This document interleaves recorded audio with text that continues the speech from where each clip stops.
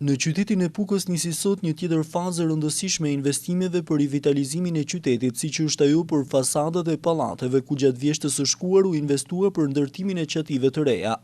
Teksa takoi banorë të këtyre pallateve, por edhe punonjësit e kompanisë që po kryen investimin, kreu i Bashkisë së Pukës Gjon Gjonaj u shpreh se ky ishte ndër investimet për të cilët qyteti kishte shumë nevojë. Zoti Gjonaj nuk ka anashkaluar edhe akuzat e kreut të Partisë Demokratike bërë pak ditë më parë në Puka Televizion, ku akuzonte bashkinë për mungesë investimesh në njësitë administrative. Vazhdimi i projektit madh për ndryshimin, urbanizimin e të gjithë qytetit, sot por sa ka fillu, 2 brigada tepër të fuqishme, shumë specialista, do bëjnë gjithë këtë pjesën e dytë të projektit. Gjë për cilën në thënë drejtën është një gjë jashtëzakonshme e mirë, e përshtatshme për zhvillimin e këtij qyteti. Njerëzit sot arsytojnë e shikojnë vetë. Nuk duhet merren me llafet poshtë përpjet të çadrave e çadristave. Aty në jo ka errësu çadra fushën e pamjes.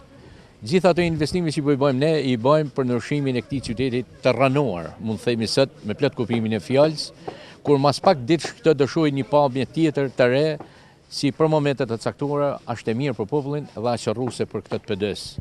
Por ne s'kemi çfarë të bëjmë. Ati duhet i vëmë tjera syze për ta pa, sepse vetë vendi ku pozicionohen në çadër nuk mund të shohë investimet. Kushdo të jetë dhe kushdo të qoftë kundërshtari im i politik apo meje, do të shohë lufin e ndërshuar. Do shohë xhexhenin, do shohë rrapën, do shohë çelzen, ku shuma e përgjithshme, shumatoria e përgjithshme e këtyre investimeve për 2 vjet është jo më pak se 1 milion euro të investuara drejt për drejtë dhe po vazhdon punimet për ata.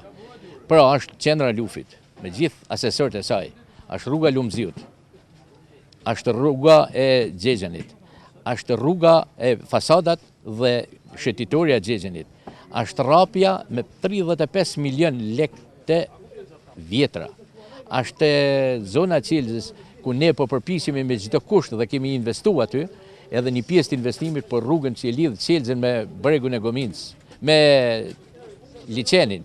Pra unë nuk e kuptoj ky prela se ku i ka mend. Po ai nuk mund të numërojnë edhe një gosht ngulur gjatë fushatës, gjatë jetës ti në qeverisë të vend. Përveç se një listë borxhesh të lanën llogarinë përkatëse për detyrimet e shpenzimet e energjisë elektrike. Prandaj tham prels, hiçi syzet, hiçi ato lupa, dil nga çadra, hajde shikoj, ja shtrej dorën për t'ja prezantuar drejt për drejtë. Një njeri i pa informuar duke mos pas edhe arsimin përkatës, normalisht i bën gafa të tilla. Fushata nuk duhet përzi me punë që po i kryjm. Këto dihen, këto janë reklamuar e deklaruar disa ditë përpara, disa muaj përpara se ne do jena kantier ndërtimi. Dhe atë po bëjmë.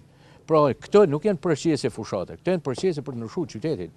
Edhe gjatë këtij inspektimi, kryebashkiaku Gjonaj nuk la pa përsëritur apelin drejtuar qytetarëve që të largojnë nga fasadat të gjithë kabllot, antenat, telat për varrin e rrobave apo strehet të ndryshme. Largimi nga fasada e gjithë kabllorëve, i gjithë kabllave, sepse ajo krijon një kusht jo teknik të mirë për të qenë me jetëgjatësi më të madhe. Nuk lejohet vrima në mur sepse vetë materiali i cili është disponibil për të bën, për të vesh ky, nuk e pranon në mënyrë kategorike këtë. Prandaj gjejmë mirë kuptimin e tyre, që të na kuptojnë se kërkesa jonë nuk është thjesht për të stresuar, por kërkesa jonë është që dalë sa më cilësisht, sa më mirë, sa më funksional. Gjatë ditëve në vijim, kompania që po kryen punimet për riveshjen e fasadave pritet të shtojë numrin e punonjësve të angazhuar në këtë proces me qëllim përfundimin e investimit brenda muajit maj. Riveshja me sistemin kapot është mënyra më e mirë e riveshjes në kushtet klimaterike që karakterizojnë qytetin e Pukës, ndërsa suvatimi grafiato do të krijojë një pamje të përshtatshme për një qytet malor alpin siç është Puka.